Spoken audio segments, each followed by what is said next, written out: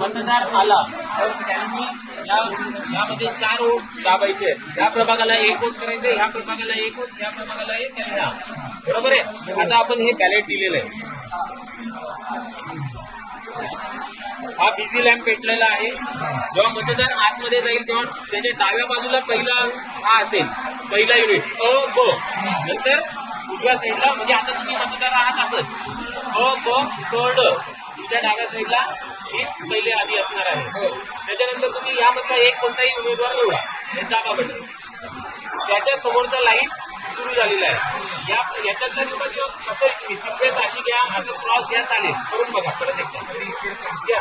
आणि ड मधला आहे पहिल्याला निवडलं. बरोबर. अजून कसं करायचं तुम्हाला? हे बघा, हा एक आहे. आता जर जेव्हा चौथा हा प्रेस करणार आहे दाबा, त्यावेळेस मशीन मधून आवाज येईल.